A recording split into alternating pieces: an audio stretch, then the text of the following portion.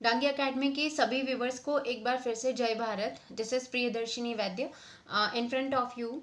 Again, I'm with a new topic.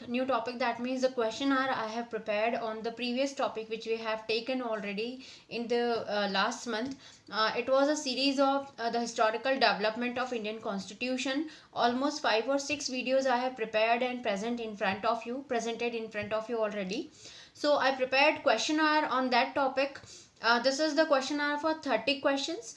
इसमें मैंने जो है ऑलमोस्ट हर एक्ट को कवर करने की कोशिश की है. Yes, somehow are left yet, जो कि मैं आपको उसको अगली क्वेश्चनर में जो है डेफिनेटली उसको कंप्लीट करने की कोशिश करूँगी. तो इसके पहले कि हम लोग वीडियो स्टार्ट करें, आप सभी से एक बार फिर से मेरा निवेदन है, इस वीडियो को वॉच करिए, लाइक कीजिए, शेयर कीजिए, साथ ही साथ हमारे डांगी एकेडमी चैनल को सब्सक्राइब भी कीजिए, जो कि आपको बहुत अच्छा प्लेटफॉर्म प्रोवाइड करता है कॉम्पिटिटिव एग्जाम्स की प्रिपरेशन के लिए. इसके अलावा आप हमारे टेलीग्राम चैनल को भी ज्वाइन कर सकते हैं, जहाँ पे कि आपको इन वीडियोस की पीडीएफ इजीली अवेलेबल हो जाती हैं. The videos are also available and the PDF are also available. तो जल्दी से जल्दी आप हमारे चैनल को सब्सक्राइब कीजिए और बहुत ही इजी वे में, बहुत ही सिंपल तरीके से जो हम लोग आपके सामने टॉपिक्स प्रेजेंट करते हैं उसका फ़ायदा उठा के जो है अपनी एग्ज़ाम को कॉम्पिटेट कीजिए. So the question are is, मैं स्टार्ट करने जा रही हूँ. The first question of this question are is, which of the following acts led to the introduction of a dual system of government in India. इनमें से कौन से act ने डुअल सिस्टम को हमारे कंट्री में जो है वो इंट्रोड्यूस किया था. So the options are Pitt's India act AD 1784, the regulating act AD 1773, charter act 1793 AD, and the Charter Act 1813 AD. And the correct option is Pitt's India Act. पिट्स India act जो 1784 में launch हुआ था, उसने हमारे यहाँ पे dual system को introduce किया था. Question number 2, which of the following act insured the establishment of the supreme court in India. अब जैसे कि हमने वीडियोस में देखा होगा, आप पुराने वीडियोस खोल के देखेंगे तो डेफिनेटली आपको ये सारी चीज़ें उसमें मिलेंगी, जो कि पीडीएफ के रूप में भी, स्लाइड्स के रूप में भी अवेलेबल हैं. तो इसमें क्वेश्चन जो सेकंड है वो हमारा है कि सुप्रीम कोर्ट के कॉन्सेप्ट को इंट्रोड्यूस कौन सा एक्ट करता है. So the options are Pitt's India act 1784, the regulating act 1773, charter act 1793, charter act 1813, and the correct option is the regulating act 1773. Question number 3, which of the act made the governor of Bengal as Governor General of India. अब आप लोगों को याद होगा, अगर आपने video watch किया होगा तो उसमें एक जगह पॉइंट आया था जहाँ पे कि गवर्नर को जो है गवर्नर जनरल के रूप में जाना जाएगा, और ये जो इंट्रोडक्शन था वो कौन से एक्ट ने हमारे इंडिया को जो है वो हमारे इंडिया में करवाया था.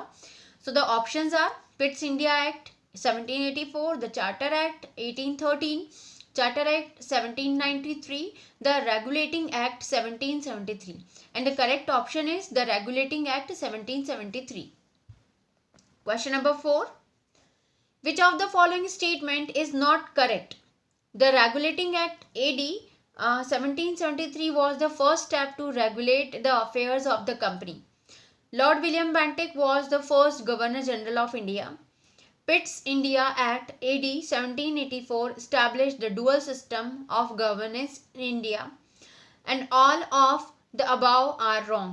तो इनमें से सभी जो स्टेटमेंट हैं वो चारों के चारों स्टेटमेंट गलत है. सो नेक्स्ट क्वेश्चन इज,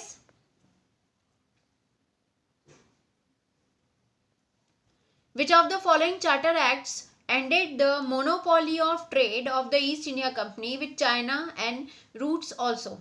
अब बीच में एक एक्ट इंट्रोड्यूस हुआ था जिसने ईस्ट इंडिया कंपनी की ट्रेड पे मोनोपोली को पूरी तरीके से खत्म कर दिया था, स्पेशली विद चाइना. ठीक है, तो वो कौन सा एक्ट था.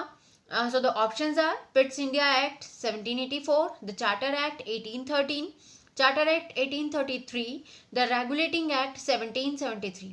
तो इसमें जो एक्ट इंट्रोड्यूस किया गया था दैट वाज चार्टर एक्ट 1833, जिसके थ्रू ईस्ट इंडिया कंपनी की ट्रेडिंग पे मोनोपोली को कम्प्लीटली ख़त्म कर दिया गया था, specially with China. Question number 6, who was Lord Morley? तो लॉर्ड मॉर्ले जो थे वो कौन थे? The secretary of the state, viceroy of India, governor general of India and none of the above. तो जो लॉर्ड मॉर्ले थे वो थे secretary of the state. Question number 7, which of the following statement is not correct? Morley Minto reforms introduced the separate electorate for Muslim in India. Number B, Government of India Act 1858 made the Governor General of India called the Viceroy. Number 3, the post of Secretary of the State was created under the Government of India Act 1858. The recruitment for the civil services began on the basis of the Charter Act 1833. So the correct option is D. The recruitment for the civil services began on the basis of the Charter Act of 1833. हमारे यहाँ पे civil services act के through civil services में जो है recruitment start हुआ था charter act 1833 के बेसिस पे। Question number 8, which of the following Government of India Act introduced the diarchy system in the provinces of India? अब डायरकी सिस्टम आपने देखा होगा, हमने डिस्कस किया था, काफ़ी अच्छे तरीके से इसको जाना था कि जो द्वैध शासन जिसको कि हम कहते हैं, तो द्वैध शासन को जो है वो इंट्रोड्यूस करने वाला कौन सा एक्ट था? So the options are government of India act 1909, government of India act 1919, government of India act 1935, none of these, and the correct option is government of India 1919. Question number 9, which of the following acts of India ensured the partition of India? अब इनमें से कौन से act ने ये decide कर दिया था, प्रीवियसली डिसाइड हो गया था, या हम कहें कि एक तरीके से हिंट दे चुका था कि भविष्य में जब भी हमारा देश आज़ाद होता है, अंग्रेज हमारे देश को छोड़कर जाते हैं, तो डेफिनेटली हमारे देश का पार्टीशन होगा. So the options are Government of India Act 1909, Government of India Act 1919, Government of India Act 1935, none of these. And the correct option is Government of India Act 1919. 1919 के जो भारतीय अधिनियम को इंट्रोड्यूस किया था ब्रिटिशर्स ने, उसके थ्रू उन्होंने जो है बहुत ही मतलब उसके थ्रू जो है उन्होंने ये शो कर दिया था या इंश्योर कर दिया था कि डेफिनेटली इंडिया का जो है पार्टीशन होगा. Now question number 10, which of the following is not the part of Government of India Act 1935?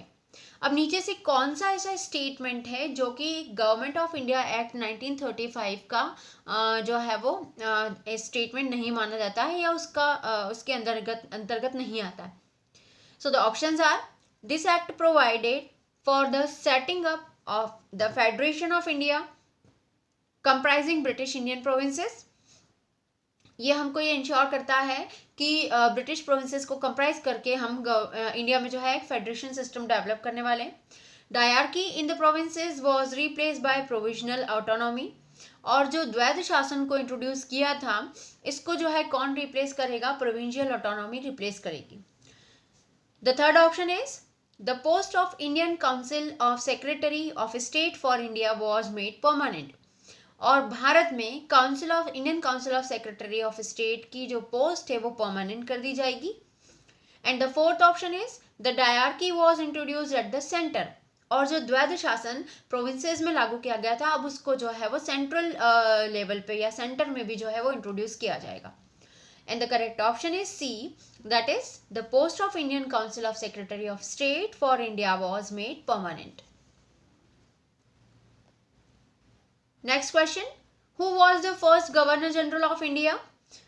The options are Warren Hastings, William Bentinck, Lord Dalhousie or Lord Canning. And the correct option is Warren Hastings.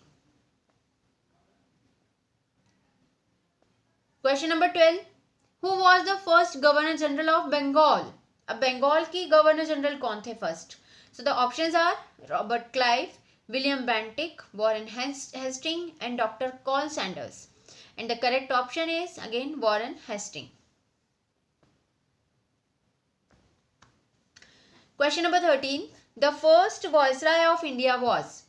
तो भारत के पहले viceroy कौन थे? Lord Canning, Lord Hardinge, Lord Dalhousie, or Lord Elgin? And the correct option is Lord Canning. Question number 14. After the year 1853, a substantial amount of British capital had been invested in. अब 1853 में जो है एक बहुत बड़ा amount government जो है वो किस में इन्वेस्ट करने लग गई थी. So the options are tea plantation, the railways, coal mining and jute mills. And the correct option is the railways. इस दौरान जो है काफ़ी बड़े पैमाने पे उन्होंने जंगलों को साफ करना स्टार्ट कर दिया था. They already reserved, they already categorized our forest area as reserved, then protected and village forest. और इसमें से उन्होंने अपनी काम की लकड़ियों की जो जंगल थे उनको रिजर्व्ड और प्रोटेक्टेड फॉरेस्ट जो है घोषित कर दिया था.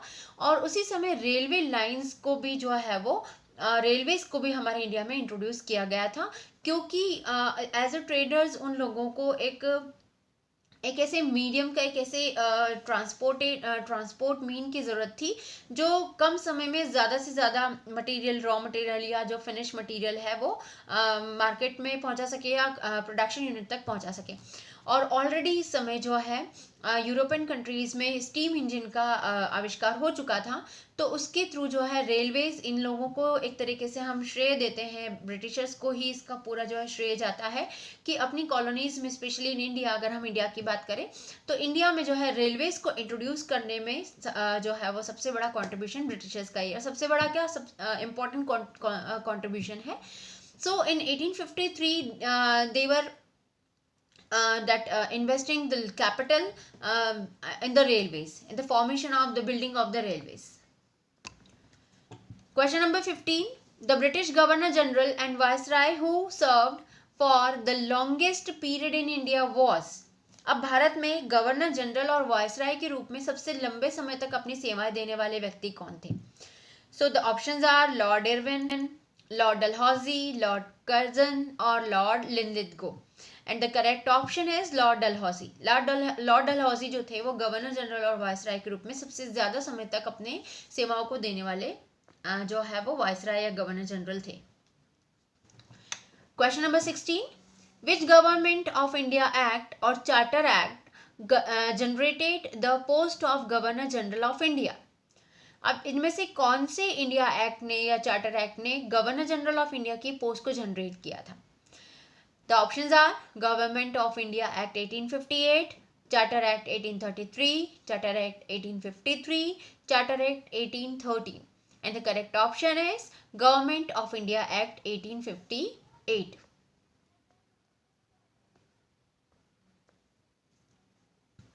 Question number 17. Which act introduced the system of diarchy? कौन सा सिस्टम जो था हमारे यहाँ पे द्वैध शासन लागू किया गया था उसके थ्रू, या जिसने इंट्रोड्यूस किया था? The correct options are government of India act 1858, Indian council act of 1909, government of India act 1919, none of the above. And the correct option is government of India act 1919. Question number 18. The queen's proclamation was declared in. आप अगर हमारे previous videos देखेंगे तो definitely आपको ये जो है वो टर्म उसमें देखने को मिलेगी. क्वींस प्रोक्लेमेशन क्या था या इसको कब डिक्लेयर किया गया था? So the options are November 1858, December 1885, October 1905, August 1947. And the correct option is November 1858. Question number 19. Which of the following statements is not correct? अब इसमें से कौन सा स्टेटमेंट सही नहीं है, हमें ये बताना है कि कौन सा स्टेटमेंट इनमें से सही नहीं है. So the statements are: the British government was responsible to Parliament. The supreme body for India also was the British Parliament. The Queen Victoria issued a proclamation which was read out by Governor General Canning at a darbar held at Kanpur on 1st November 1858. And D point, after 1858 the interest of India was further subordinated to those of Britain. So which was not the correct option? That is C. The Queen Victoria issued a proclamation which was read out by Governor General Canning at the Darbar Hat at Kanpur on 1st of November 1858. Question number 20. Who was the Prime Minister of Britain at the time of commencement of the Government of India Act 1858? जब हमारे यहाँ पे government of India act 1858 introduce किया गया था, उस समय Britain में प्राइम मिनिस्टर कौन थे? The options are Lord Palmerston, Russell second, Edward Smith Stanley and Benjamin Disraeli. And the correct option is Lord Palmerston.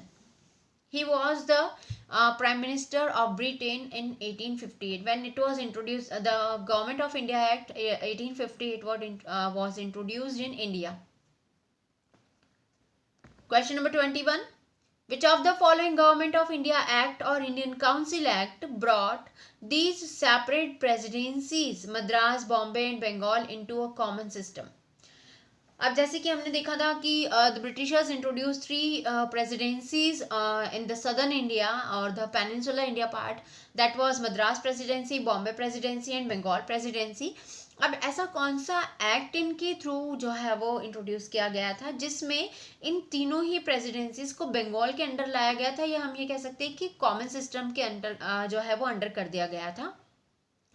The options are Indian Council Act of 1861, Government of India Act 1935, Government of India Act 1919 and Indian Council Act of 1909. So the correct option that I did not mark.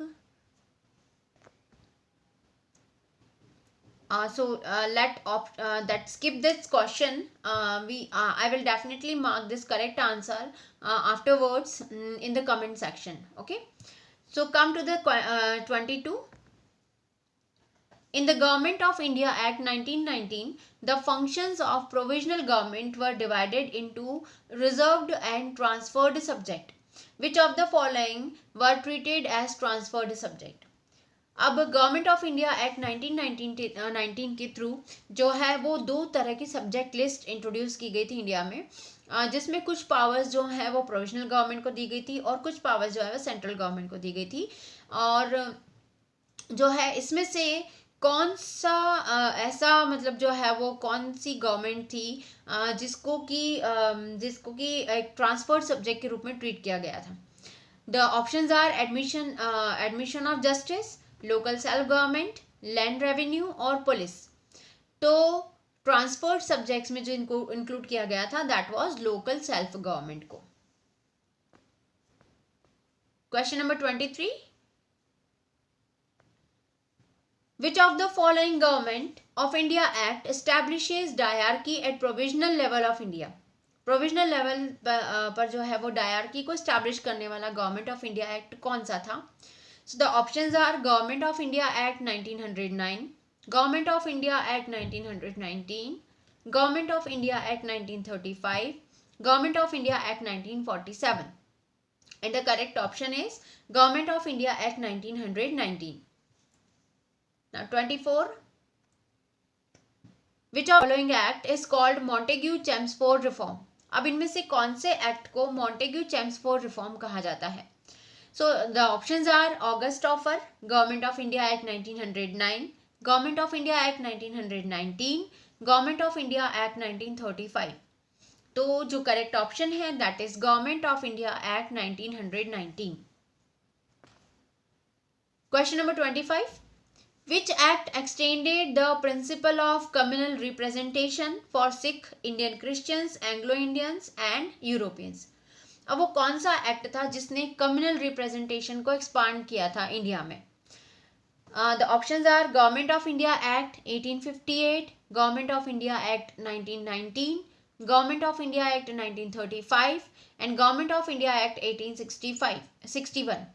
And the correct option is Government of India Act 1919. Question number 26. On February 20, 1947, who announced that the power would be transferred to Indians by June 1947? 1947 के through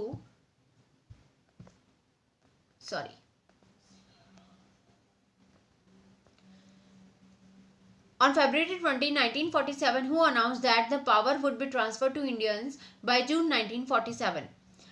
The options are Jawaharlal Nehru, second Lord Wavell, Lord Mountbatten, and Clement Attlee. And the correct option is Clement Attlee. Question number 27. Which of the following statement regarding Government of India Act 1947 is not correct? अब नीचे लिखे हुए जितने भी statement हैं उसमें government of India act 1947 के regarding जो है कौन सा स्टेटमेंट गलत है. So the statements are the Indian independence act 1947 declared the Constituent Assembly of India to be a fully sovereign body.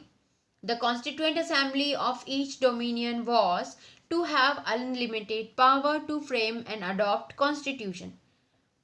C. The Indian Independence Act 1947 was repealed by the Constitution of India.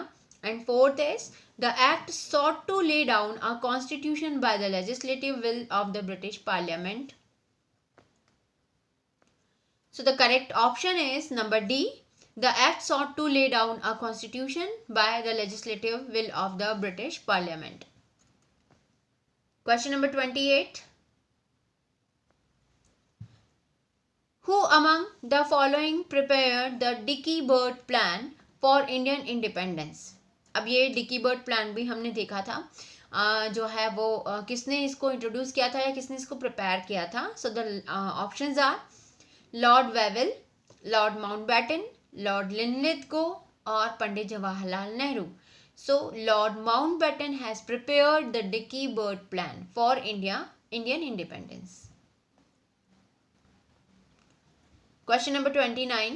The boundary between India and Pakistan was demarcated by. Bharat और पाकिस्तान जो कि बंटवारे होने के बाद जो हमारा देश बनने वाला था इंडिया और पाकिस्तान के रूप में, दो देशों के रूप में, उसकी जो बाउंड्रीज थी, उसकी जो अंतर्राष्ट्रीय सीमा रेखाएं थी, उसको डीमार्क किसने किया था? So the options are Lord Mountbatten, sir Cyril Radcliffe, sir Stafford Cripps, sir Patrick Lawrence. And the correct option है सर सिरिल रेडक्लिफ. और इसीलिए जो है वो भारत और पाकिस्तान के बीच की जो रेखा है उसको रेडक्लिफ रेखा के नाम से भी हम जानते हैं. Question 30. In which of the following years was the Indian independence act pass by the British parliament?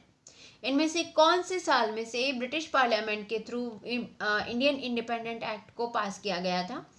In 1945, in 1942, in 1947 और in 1948. तो जो करेक्ट ऑप्शन है that is 1947. Okay, so this is all about today. The 30 questionnaire I have prepared, and definitely the rest of the questions and the important questions which are again and again asked in the various examination, various competitive exam, I will definitely bring for you. In the next video, definitely I will meet you with these questions. Okay, till date, Jai Bharat.